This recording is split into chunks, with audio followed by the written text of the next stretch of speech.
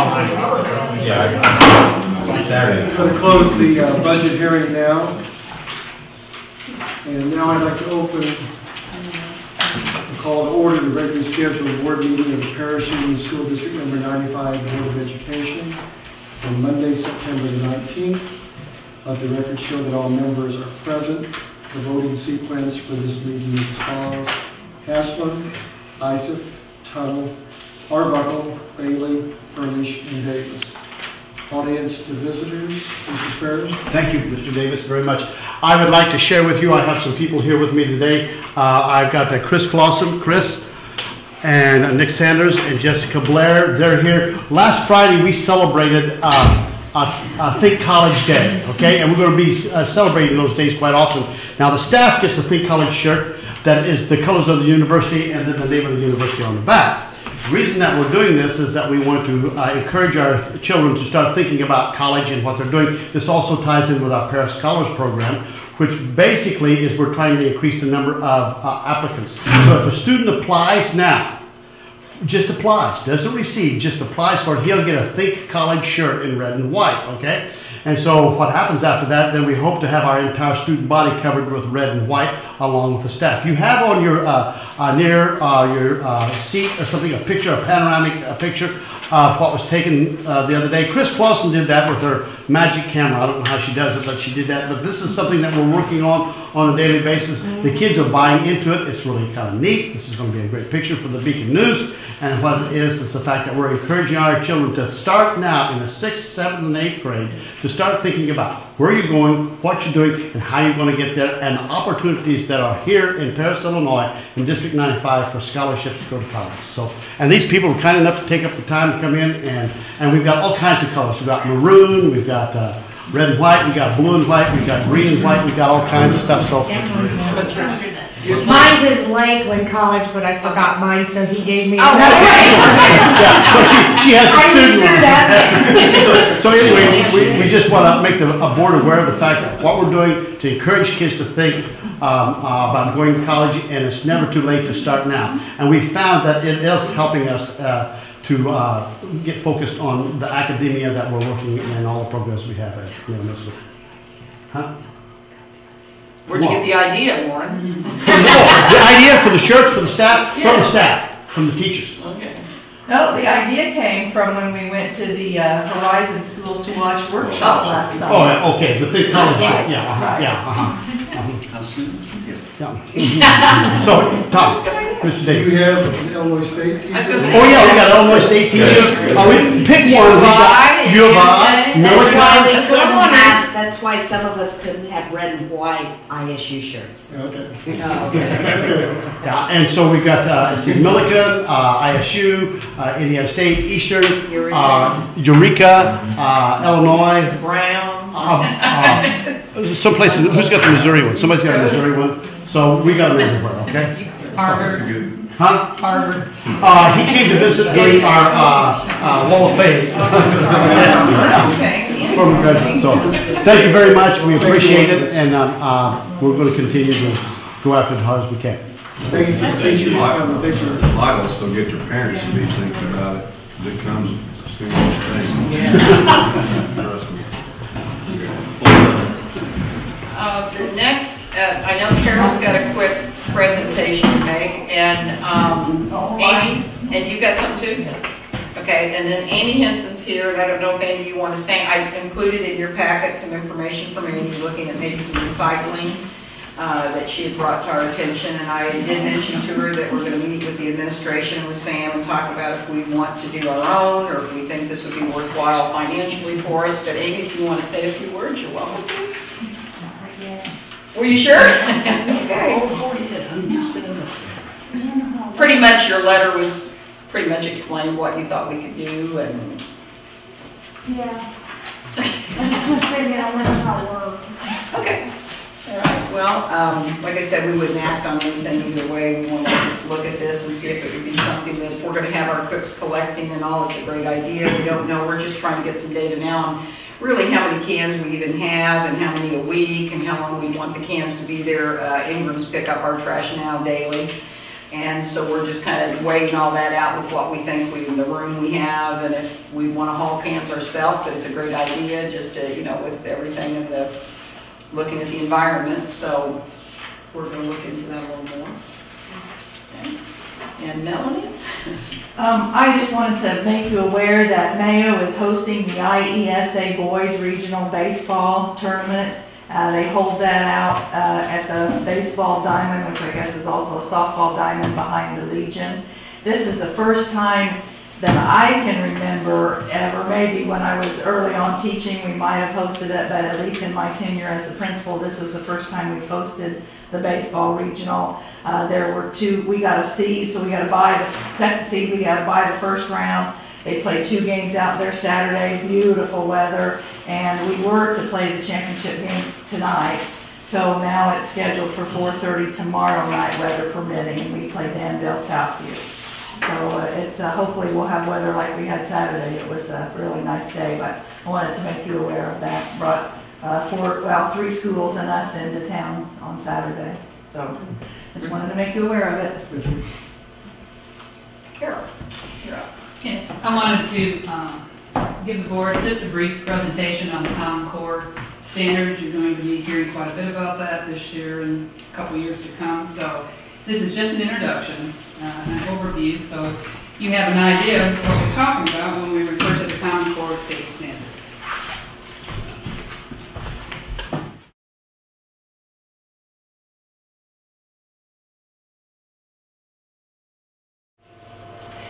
So that's just a brief overview. Do you have any questions? Carol, you mentioned that 48 states have adopted this. Is it theoretical that somebody moving in from, say, Indiana or Ohio, the 4th grader, are they on the same chronologic timeline? I mean, if they move in November, will he be at the same? Not necessarily that, but we know that that 4th grader should have everything that our third, I think the 3rd grade year, they should have mastered. At least they'll be closer than they were in the 97. Yes, much closer than they were. And actually, in the high school level, we've already started this too with putting them to the Common Core standards, right, starting this fall. We're ahead of the curve on that. There's one other thing. Oh, and this ties in with the academies program that we're going to start at the high school too. So this all very well ties in together. And we've known this was coming and been working towards it even before this year, but we knew Carol would be spending a good portion of her time working with the administration and the staff. We have lead teachers in each building and have gone to trainings on getting us even more prepared before full implementation of the state standards. So this will be so we'll be sending teachers to professional development with regard to Common Core this year. So probably what I foresee happening, of course, is we need to rewrite our guides and maps that closely align to the Common Core standards. But Carol, do you think the testing on this is going to essentially replace the No Child Left Behind testing, so to speak? Yes, I do. Okay. Yeah, 2004. Right, yeah. when it's fully implemented. Right. And another thing on that, Illinois will probably be applying for a waiver on the ISAT testing this year. So what that means, according to someone I talked to there at the state board, if we would be granted that, they foresee happening that the 85%, which was what we needed this year to 85% of our students meeting and exceeding, that would freeze. Next year it would go up to 92.5%, but if we get the waiver, we could freeze it at 85. And then they're going to measure growth by the students. That's going to be a factor in it that hasn't been in the past.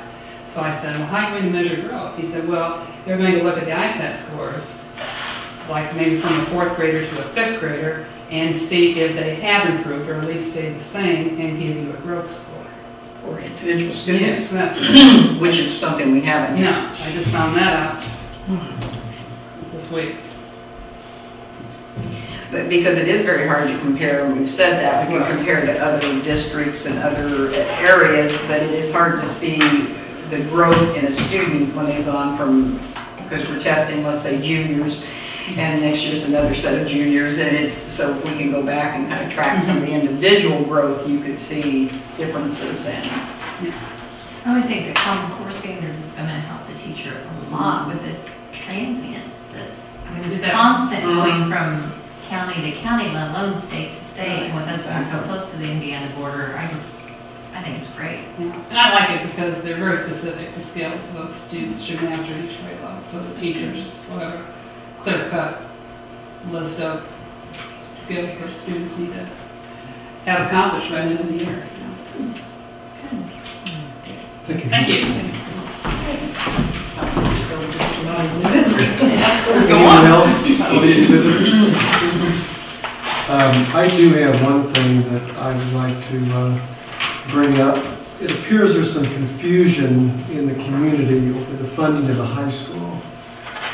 There was an article in the Beacon after we had met with the architects, and a couple of amounts were listed for the cost of the high school and the state funding, and basically the math didn't work, so to speak. But I want to reassure the taxpayers that the most they're going to be responsible for is $6 million in District 95 and $6 million in Unit 4. That is the maximum we passed in the bonding, and that's the maximum they will pay. The other funding will come from the state of Illinois if the theater is built from a trust, and then if there are any local donations. Here's where the dollars didn't really match. It was the trust, the dollars. There would be an additional money from the state if the trust is approved in this, and then there would be over $3 million in the trust. So when you added all those figures together, if you had that other $3 million, you'd come up with the 40. If we don't get the theater, which is through a trust, another source of money, then we would be back to having a cafetorium and the building that we had projected initially. So, right. Yeah, the math will add up. The taxpayers are only responsible for the $6 million, and we will get from the state our 65% of whatever with the theater added in through the trust and some additional money from the state, or without the theater, which we're hoping will see the theater for the whole community. So. And although I think we've said it over and over, again, I want to reassure the taxpayers we will not sell bonds until we receive the state money. Okay. All right. Consent agenda. In your booklet, you have a list of bills and the treasury report. Are there any questions this evening? If not, do we have a motion to approve? Move to approve. Second. Hassler? Yes. Isaac? Yes. Tuttle? Yes. Arbuckle? Yes. Bailey? Yes. Furnish? Yes. Davis is yes. Secretary's report? Okay. Superintendent's agenda? Okay, well, the first item on the agenda is the budget. It's time to approve the budget. It has lain for 30 days. And I went over basically during the budget hearing the only changes that were made to the budget as it was presented last month. We did receive $21,408 additional Title II grant money. We did add the additional kindergarten teacher into the budget that was I'm going to ask you to approve tonight. So that is also in these figures. So at this time, I would ask that the Board of Education approve the budget for the 2011-12 school year. So moved. Second. Any discussion? If not, Hassler? Yes. Isaac? Yes. Yes. Arbuckle? Yes. Bailey? Furnish? Yes. Davis is yes. Okay, the next item on the agenda is tax abatement. We received the enclosed information from our county clerk as to the tax abatement for NAL. And as you will note, this is their final year. And they've kept their employee numbers up to the required number for this abatement. So I would ask at this time the board approve the tax abatement for North American Lighting. So moved. Second. Any discussion? If not, Hassler? Yes. Isaac? Yes. Tuttle? Yes. Arbuckle? Yes. Bailey? Furnish? Yes. Davis is yes. Each year we are required to send applications for recognition of schools into the state board. You have those applications for recognition for the Creative Center, Memorial, Carolyn Wentz, Mayo, and the Paris Cooperative High School. Basically, they say that our support staff and support personnel all meet the state requirements of taking a state test or meeting the 60 college hours, and that we're in compliance in other ways with the state requirements. So once the board has approved those, we go online and then we submit those to the state each year. So at this time, I would ask that the board approve the application for recognition of schools for the 2011-12 school year.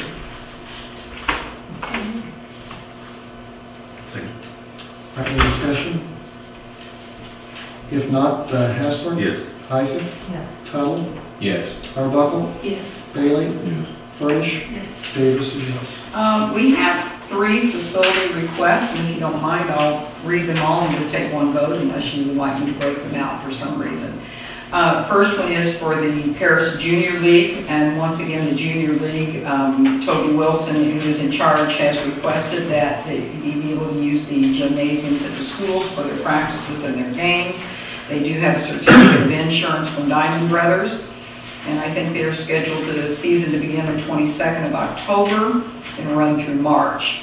The next request was from Citizens Bank. Jody Sperry has requested once again to use the Mayo Gymnasium for the Halloween contest. It will be held Monday, October 31st from 3:30 to 5:30. And Bessie Rigdon's asked to use Memorial for her branding troop on the 2nd and 4th Mondays of each month. She has discussed this with Mr. Whitaker, and he sent in a recommendation to approve that request.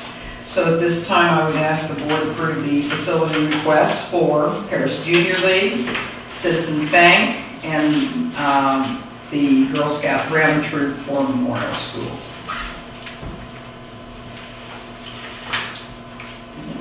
Motion. Any discussion? If not, Hassler? Yes.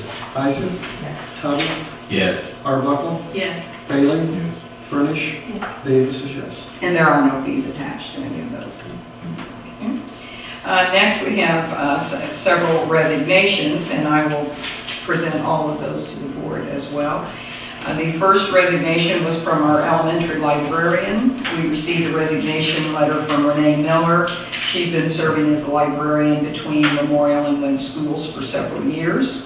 They are relocating, and that's why she requested to resign from her position. The next was for Mayo speech coach. Mary Mattingly submitted a resignation for that position from Mayo School. And next was Mayo track coach. Mr. Sparrow received a request from Corey Bremner to resign her position as girls track coach at Mayo Middle School. And the last was from Toby Sanders, is asking to resign her position as the Mayo drama sponsor effective immediately. I would ask that the board approve all of the above mentioned resignations.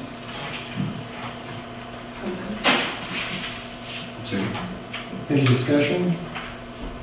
If not, Hassler? Yes. Isaac? Yes. Tuttle? Yes. Arbuckle? Yes. Bailey? Yes. Furnish? Yes. Davis is yes. Okay. Next, we have a retirement request. We received a retirement request from Jane Solers. She teaches computer at Mayo Middle School. Jane's asking the board to approve her retirement to be effective at the end of this school year, correct, Melanie? The 11-12 school year. She's also requesting the incentive as listed in the contract for the association and the Board of Education. This time, I ask the board to approve the retirement request and the incentive for Jane Solers. So moved. Second. Any discussion? If not, Hassler? Yes. Isaac? Yes. Tuttle? Yes. Arbuckle? Yes. Bailey? Yes. Furnish? Yes. Davis is yes. And we have several employments this evening. The first one I will read separately. That is for the additional kindergarten position that we have added at Memorial School due to enrollment. I also will be bringing to the board more than likely a request for an additional 4th grade section in the near future. Numbers, and we can get to that later, have gone up since the beginning of schooling. We've had several move-ins, so we're looking and analyzing what to do there. We've increased the number by 1 section this year already because we had lower class sizes in 5th grade and the 3rd grade, but they're still getting at 26 per class, and so we're analyzing that. But this employment request is for the kindergarten section at Memorial School. You have a recommendation from Mr. Whitaker to employ Taylor Wilson to fill the additional section that was created for the kindergarten at Memorial. She has been substituting in that new classroom, and we have transitioned students into this section, and I believe the teachers feel it's working out. Gary isn't here this evening, but working out very well. I've kept in touch with them and have met with the team of teachers. At this time, I would ask the board to approve the employment of Taylor Wilson for the kindergarten position at Memorial Elementary School. So moved. Second. Any discussion? If not, Hassler? Yes. Isaac? Yes. Tuttle? Yes. Arbuckle? Yes. Bailey? Furnish? Yes. Davis is yes. Okay, and the rest of the positions are not teaching positions, but they are grant paid positions. Most of them to fill are Title I reading positions. We're adding 3 per building for those positions, and our grant has been approved. We have asked that they hold a bachelor's degree. Many of them hold teaching degrees, but that's not necessarily a prerequisite, but they would have a bachelor's degree. We also, as you know, have a prevention initiative grant that was approved. We had a model parental training before that, but we did rewrite and submit a grant for parents, risk parents, and we'll have 2 positions for that. One we made a transfer for, and we're really happy about that. We'll be able to help around 40 families with young children. The reading, we've already had some people starting and doing some in-service and working with learning the programs and the testing programs and criteria for our Ames web testing and all for our readings. So they're ready and up and running to go with this program. If we did know that the grant was going to be approved very first of the year, we would have already had that in place. Right now, the recommendations that you see before you would be, I'll begin with Mayo School. I'd recommend the employment of Colby Julian and Susanna Brower to fill 2 of those positions. Mrs. Ogle still has 1 other employment, which will come at the October meeting for that. At Wentz School, the employment of Robbie Albert, Natalie Hernandez, and Brittany Myerscough. At Memorial, the recommendation of Ashley Golinas, and there's only 1 there because there was a transfer of Jennifer Hennis from our Creative Center, as well as Kathy Reed is already in that program. So, and I might go ahead and I'm going to make the next 2 with them if you're not opposed to that. Due to the fact that we transferred 2 aides out of the Creative Center, Mary Frizz is being transferred and recommended for the library position that was left vacant. She did apply for that. We posted for all of these, I want you to know. And we have 2 openings in the Creative Center for aides. So we've also got a recommendation to employ Amanda Bell and Haley Sanders to serve as our early childhood classroom aides. And these individuals are all qualified and meet all of the state criteria.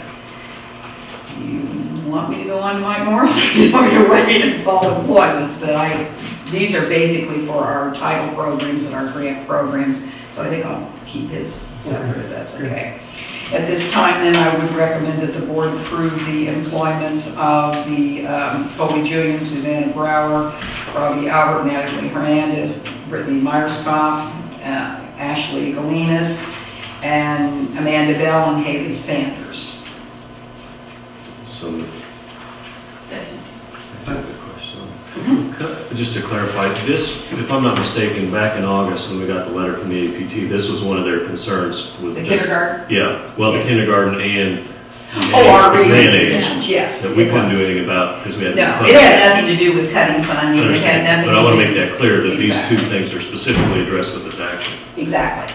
Yeah, those things are both addressed. The kindergarten numbers we were continuing to monitor, and when the numbers got to a certain level, then we discussed it and talked with the board about adding. But the reading positions were simply a matter of the timing of the grant. We went from targeted school assistance to school-wide. And when we did that, we rewrote our grant, and we definitely wanted it to come back to us and be approved in the way it was written. requiring bachelor's degrees, but they aren't really necessarily teaching degrees to fill those positions, and we were able to then employ 9 people versus maybe 3 to 4. So yeah, I was very happy that we got our grant back, and I think we're going to see a lot of additional services in the building. I know we are. Any other discussion? If not, Haslett? Yes. Isaac? Yes. Tuttle? Yes. Arbuckle? Yes. Bailey? Furnish? Davis is yes. Okay. Next, we have one student aid position for employment this evening. A student in one of the special needs programs at Wentz Elementary School in need of a one-on-one aid. You have a recommendation for Mrs. Perry to employ Mike Morris to serve as a one-on-one aid for this student. Mike has been subbing in that program with the student, and I ran into him the other day, and it's working out very well. Mrs. Perry told me it was. He's gotten along very well. The student has responded very positively to Mr. Morris, and we're already seeing a lot of Progress. yeah. So I recommend the employment of Mike Morris for that position.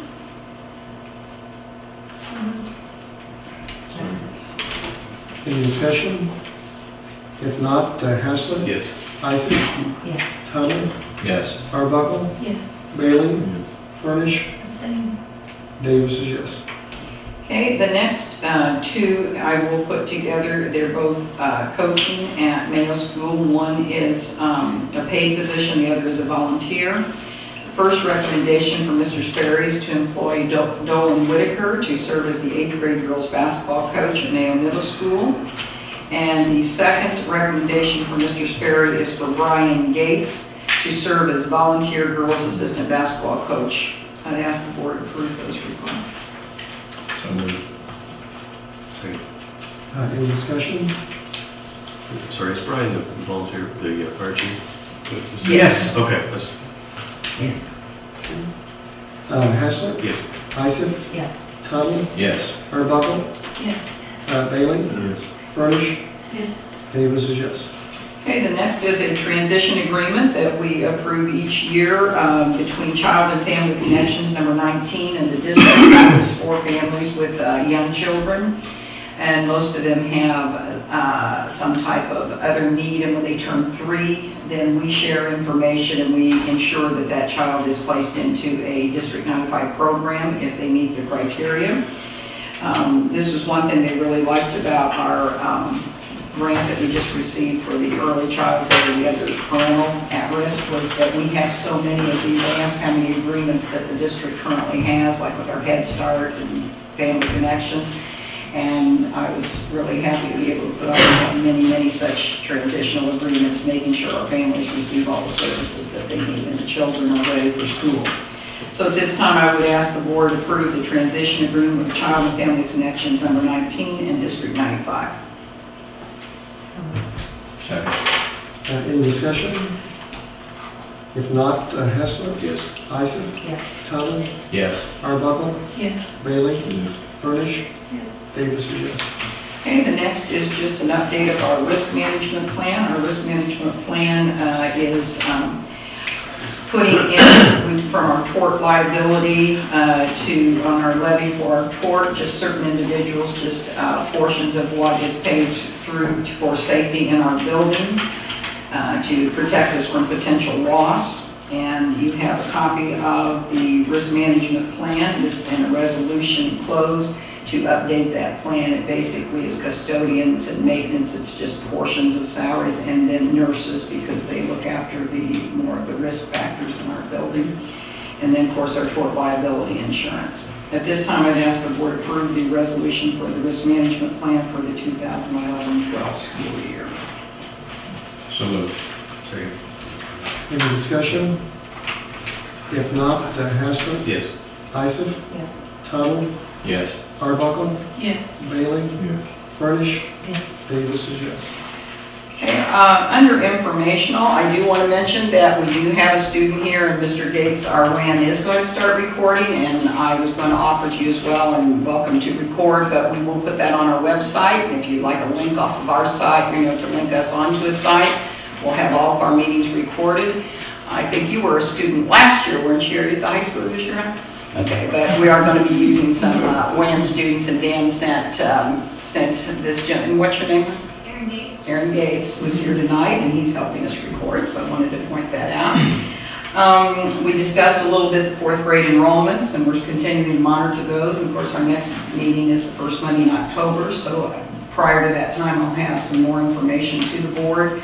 And if we're making a recommendation, I'll have that to you as well.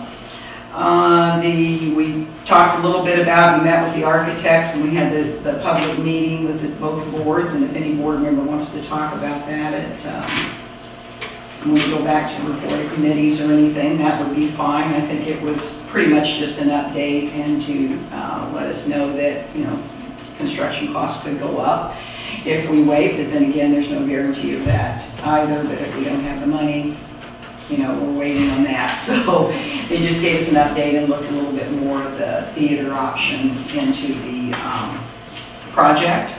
The consolidation, I know there's been questions on that. Lorraine and I have already begun working on that. There was some discussion of the timeline is going to be very, very crunched. It's a March election. And when Lorraine had received information from Bobby Mattingly at the regional office on the timeline, there were many things that we were thinking, had we known the timeline was so crunched, we would have probably already had determined. That being said, we are on the track for the March ballot.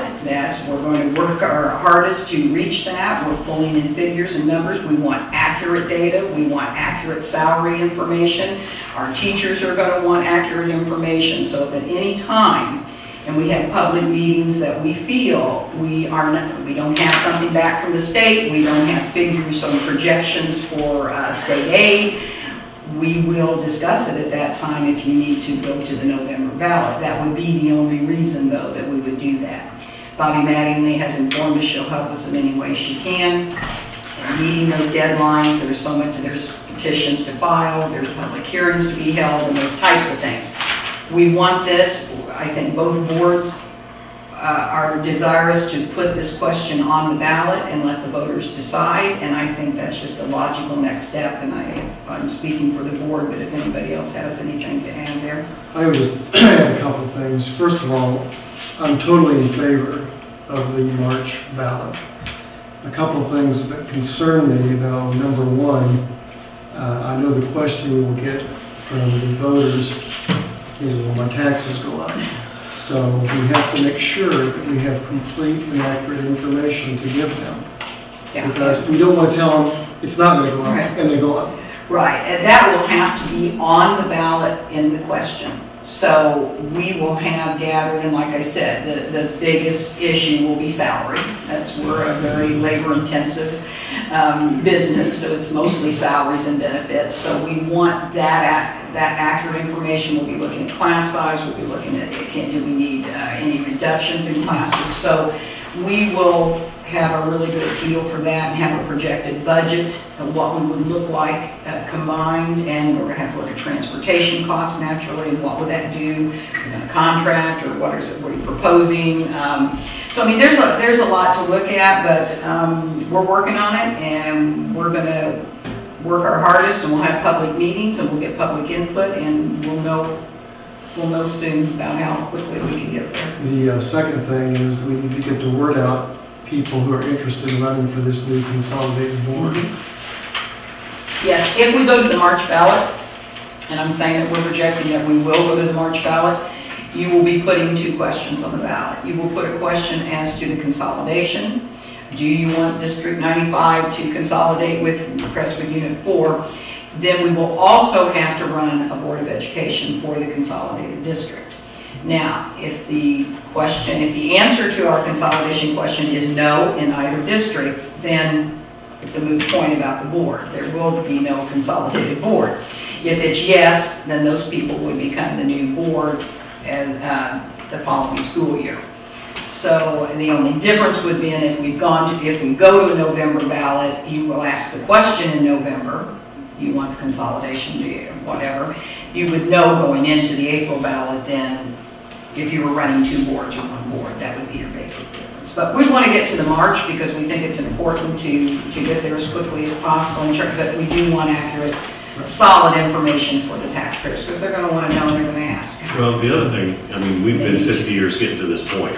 Yeah. So 6 months to make Right. sure it's right If we have to. isn't a big deal. And Bobby says she thinks she can help us and we'll be okay. So Right. that made me feel And better, maybe- and Lorraine feel better, and We may be, need even a new building project at the same well, time. and we probably will. I'm hoping Yeah. that we get some state dollars and we're in the middle of building a new high school in the midst of all this, which could, it's going to take a lot of meetings as well with architects and planning, and it'll take them a good while to do the design.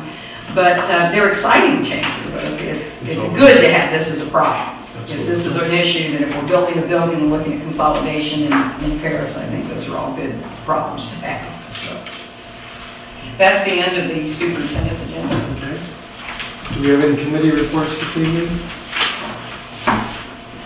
Public hearings and petitions, unfinished business, matters for follow-up, new business, right to revert to prior order of business.